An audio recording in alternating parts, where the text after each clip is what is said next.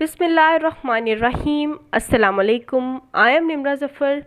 The topic which is under discussion today is Partition of Bengal 1905.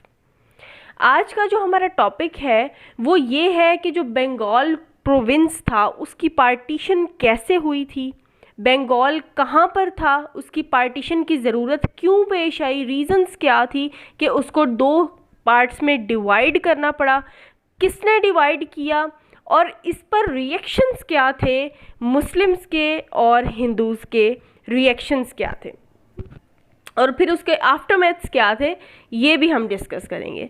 तो सबसे पहले आ जाते हैं इसकी लोकेशन। अगर हम देखें तो सबसे पहले अगर हम मैप से देखते हैं तो बंगाल जो है वो पहले ये ईस्ट बंगाल और ये वेस्ट बंगाल पहले इकट्ठा था। ये एक बहुत बड़ा प्रोविंस होता था बिफोर द पार्टीशन, ठीक है। पार्टीशन अभी नहीं हुई थी, ये एक बहुत बड़ा प्रोविंस था, बिगेस्ट प्रोविंस था और इसकी जो पॉपुलेशन थी वो 78 मिलियन के करीब थी, ठीक है। 78 मिलियन पीपल तकरीबन अप्रॉक्सीमेटली इस प्रोविंस में रहते थे। अब आप लोग इस बात से अंदाज़ा लगा सकते हैं कि एरिया के लिहाज से और पॉपुलेशन के लिहाज से बंगाल जो था वो कितना बड़ा प्रोविंस था और इस प्रोविंस को सिर्फ एक लेफ्टिनेंट जनरल कंट्रोल कर रहा था, जिसकी वजह से क्या हुआ कि जिसकी वजह से एडमिनिस्ट्रेशन में प्रॉब्लम्स आई। देखा मतलब ख्याल नहीं रखा जा रहा था, इतना बड़ा प्रोविंस था, कैसे एक पर्सन कंट्रोल कर सकता है, बहुत ज़्यादा कंप्लेंट्स आ रही थी। तो फिर अब यही रीज़न बन गई बंगाल की पार्टीशन की कि इसको चाहिए कि इसको दो पार्ट्स में डिवाइड कर दिया जाए। अब हम रीजंस पे आते हैं कि रीजंस क्या थी पार्टीशन के पीछे। तो सबसे बड़ी रीज़न ही यही थी, अनवाइडली एडमिनिस्ट्रेटिव यूनिट। अनवाइडली का मतलब होता है कि बेढंगा सा इसका एक एडमिनिस्ट्रेटिव सिस्टम था, इसको सही तरीके से एडमिनिस्ट्रेशन इसकी नहीं हो रही थी। क्यों नहीं हो रही थी? क्योंकि एक ही लेफ्टिनेंट जनरल था जो उसको लुक आफ्टर कर रहा था, ठीक है। तो जब उसको कहीं टूर करने की ज़रूरत पड़ती थी इस प्रोविंस में तो वो कैसे करता? कंप्लेंट्स आ रही थी बहुत ज़्यादा कि इस इलाके में अब ये वाली जो मसाइल हैं ये पैदा हो रहे हैं, तो वो एक बंदा कहाँ कहाँ जाकर टूर करता और कैसे मामलात को हल करता। डिफ़िकल्टीज़ आ रही थी किसमें?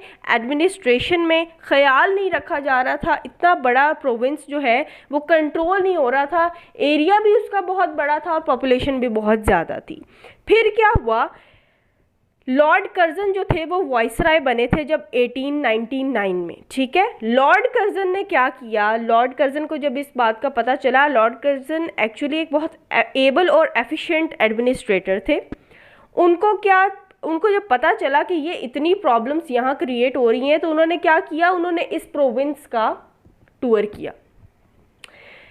बंगाल जो था, अब इन्होंने लॉर्ड कर्जन ने इसका क्यों टूर किया था? क्योंकि जो बंगाल जो था वो अंडर ब्रिटिश रूल था, ठीक है, ब्रिटिश के अंदर ये एरिया आता था, इसीलिए लॉर्ड कर्जन को इस प्रोविंस का टूर करना पड़ा। उन्होंने इस प्रोविंस का टूर किया और टूर करके जब उन्हें पता चला, जब उन्होंने रियलाइज़ किया कि ये एरिया और पॉपुलेशन बहुत ज़्यादा है इस जगह की, इसीलिए इसकी एडमिनिस्ट्रेशन में ये प्रॉब्लम्स आ रही हैं और उनको भी बहुत ज़्यादा कंप्लेंट्स आ रही थी regarding the administration of province of Bengal.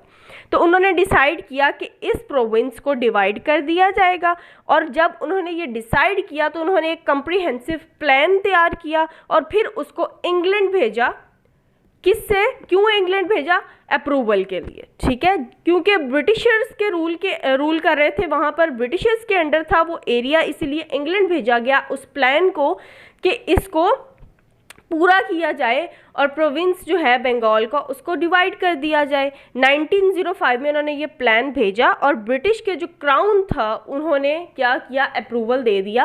किस चीज़ का अप्रूवल दिया? उन्होंने ये बात मान ली कि ठीक है, अगर इतनी प्रॉब्लम्स आ रही हैं तो बंगाल का जो प्रोविंस है उसको डिवाइड कर दिया जाए। अब क्या हुआ, बंगाल जो था वो डिवाइड हो गया। 1905 में उसकी पार्टीशन हो गई और उसको दो पार्ट्स में डिवाइड किया गया, वेस्ट बंगाल और ईस्ट बंगाल। ईस्ट बंगाल का जो कैपिटल था वो ढाका बना दिया गया और जो वेस्ट बंगाल का कैपिटल था वो कलकत्ता था, ठीक है।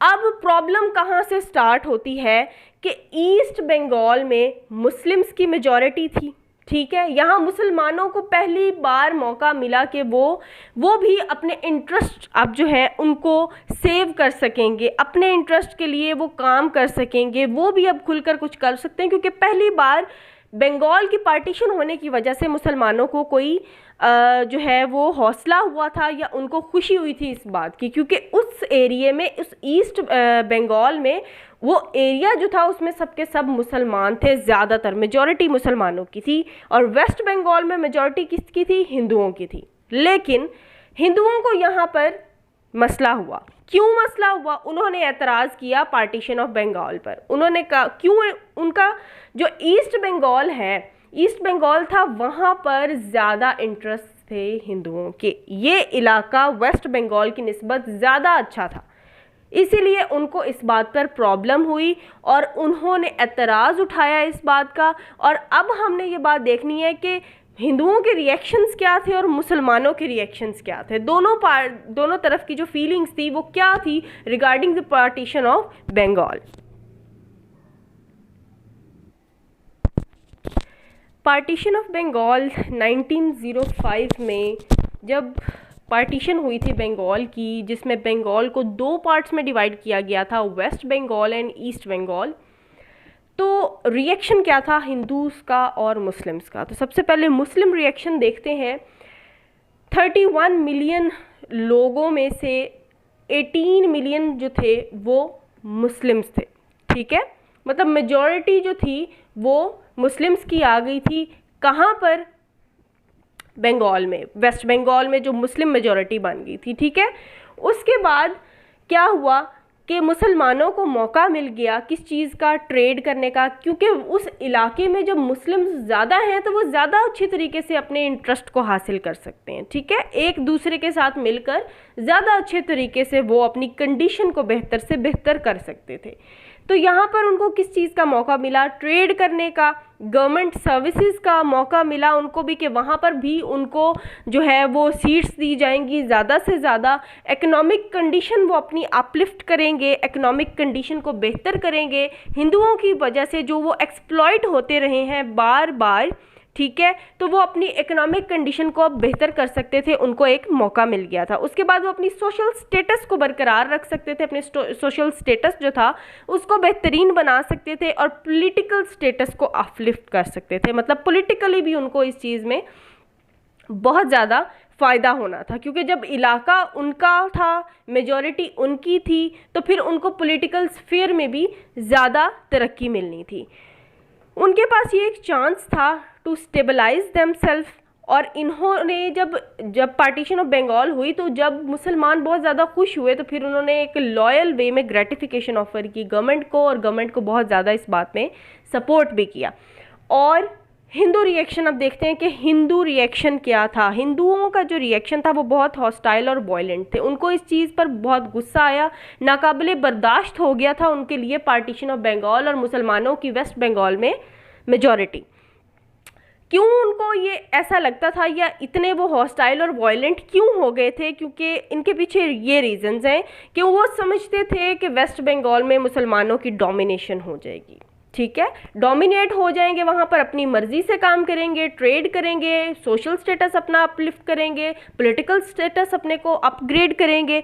ये एक रीज़न थी। उसके बाद हाई कोर्ट और जुडिशल बॉडीज़ जो हैं उनको भी शिफ्ट होना था, कहाँ पर? वेस्ट बंगाल में, क्योंकि जब बंगाल दो हिस्सों में डिवाइड हो गया तो उनको वहाँ पर सहूलतें भी प्रोवाइड करी जानी थी, तो हाई कोर्ट और जुडिशल बॉडीज़ भी वहाँ पर शिफ्ट होनी थी, जिसकी वजह से हिंदुओं को ये चीज़ नामुनासिब लगी कि वहाँ पर जब जुडिशल बॉडीज़ जाएंगी तो वो अपनी मर्ज़ी का काम नहीं करवा सकते वहाँ पर, ठीक है, वो वहाँ पर मुसलमान डोमिनेट हो जाएंगे उनके ऊपर। आगे जर्नलिस्टिक एंड इकोनॉमिक एक्टिविटीज़ भी वेस्ट बंगाल में स्टार्ट हो जानी थी, जहाँ पर मुसलमानों की मेजॉरिटी थी, तो वहाँ के अखबार में काम करने वाले लोगों को या उनको लगा कि जो अब मुसलमान हमें कहेंगे हमें वही जो है उसको शाया करना पड़ेगा या उनके मुताबिक हमें काम करना पड़ेगा। उसके बाद जो वहाँ पर लैंडलॉर्ड्स वगैरह रहते थे, जो लोग वहाँ ट्रेड करते थे, जो हिंदू थे, अब उनको लगता था कि हम जैसे पहले मुसलमानों को एक्सप्लॉइट करते आए हैं या उनकी इकोनॉमिक कंडीशन लो थी, डाउन थी, तो अब भी वैसे नहीं होगा, अब उनके ऊपर बल्कि डोमिनेशन होगी किसकी? मुसलमानों की। अब अगला क्या है पॉइंट कि मुस्लिम्स जो है वो डोमिनेट, उनकी पोजीशन वहाँ पर ज़्यादा डोमिनेंट हो जाएगी और पॉलिटिकल स्फेयर में वो ज़्यादा आगे हो जाएंगे। ये थी रीजंस जिसकी वजह से हिंदूज़ का जो रिएक्शन था वो बहुत हॉस्टाइल था और वायलेंट था। अब ये इन रीजंस की बिना पर अब वो चुप तो बैठने वाले थे नहीं। उन्होंने क्या किया, एक मूवमेंट स्टार्ट की, एक तहरीक चलाई जिसको हम कहते हैं स्वदेशी मूवमेंट। स्वदेशी मूवमेंट क्या थी? ये एक ऐसी मूवमेंट थी जिसने अगेंस्ट काम किया किसके? पार्टीशन ऑफ बंगाल के, ताकि उसकी एनलमेंट हो सके, बंगाल को दोबारा से, वेस्ट बंगाल और ईस्ट बंगाल को दोबारा से ये रीयूनाइट किया जाए। और उन्होंने डिक्लेयर किया पार्टीशन ऑफ बंगाल को कि ये एक नेशनल ट्रेजेडी है, ठीक है। वो इस चीज़ को तस्लीम नहीं कर रहे थे और वो क्या चाहते थे? एनलमेंट चाहते थे। उन्होंने क्या किया, अब इस चीज़ के लिए, annulment of partition of Bengal, उसके लिए उन्होंने गवर्नमेंट को डिसओबे करना शुरू कर दिया। गवर्नमेंट की बात नहीं मानी, उन्होंने डिसओबे करना शुरू कर दिया। बॉम्ब्स जो हैं वो बॉम्ब्स भी गिराए गए, अटैक्स भी हुए, किनके ऊपर? ब्रिटिशर्स के ऊपर। उसके बाद क्या हुआ कि एक गवर्नर जो था, जो ईस्ट बंगाल जा रहा था ट्रेन में, उस ट्रेन को डीरेल कर दिया गया ताकि उस गवर्नर को मारा जा सके, लेकिन नाकाम हो गए हिंदू इस काम में। उसके बाद गवर्नमेंट को थ्रेट किया गया कि हम आपके साथ बाइकआउट कर देंगे। जाहिर है अब यहाँ पर क्या होना था, फिर ब्रिटिशर्स जो थे वो आए क्यों थे वहाँ पर? वो जाहिर है वहाँ पर वो रूल कैसे कर रहे थे? वो ट्रेड करने के लिए आए थे, उनका रूल था वहाँ पर, वो ट्रेडिंग के लिए आए थे। तो जब हिंदुओं ने थ्रेट किया कि हम आपसे गुड्स जो है वो नहीं लेंगे, हम परचेज नहीं करेंगे, हम बाइकआउट कर देंगे, तो यहाँ पर क्या हुआ? ब्रिटिशर्स जो थे वो मजबूर हो गए। और अब हम देखते हैं आफ्टरमैथ्स के, इसके बाद हुआ क्या। इस स्वदेशी मूवमेंट के नतीजे में मुसलमानों को क्या नुकसान हुआ? तो इसके आफ्टरमैथ्स ये हैं कि गवर्नमेंट स्कम्बल्ड टू एगिटेशन, ठीक है। क्यों? उनको जाहिर है थ्रेट मिल रहे थे हिंदूज़ की तरफ से, तो वहाँ पर गवर्नमेंट जो थी वो मजबूर हो गई और उनको अपने घुटने टेकने पड़े और हिंदुओं की बात माननी पड़ी। क्योंकि अगर वो बात ना मानते तो हिंदूज़ क्या करते? गुड्स परचेज नहीं करते, बाइकआउट कर देते, जिससे इनकी इकोनॉमी को बहुत ज़्यादा फ़र्क पड़ता। तो एट द एंड क्या हुआ? 12 दिसंबर 1911 को annulment of partition of Bengal होगी। बंगाल दोबारा से रीयूनाइट हो गया, जो कि बहुत ज़्यादा एक जिसको कहते हैं डिसअपॉइंटमेंट थी। किसके लिए?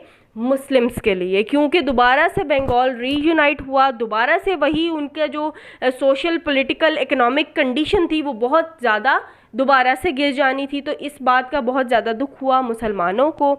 और ये जो annulment of partition of Bengal है, ये हुई थी एक रॉयल मीटिंग में जिसको कहते हैं दिल्ली दरबार। So this was all about our today's lecture. Thanks for watching the video, and if you like the video then don't forget to like, share and comment. Thank you so much.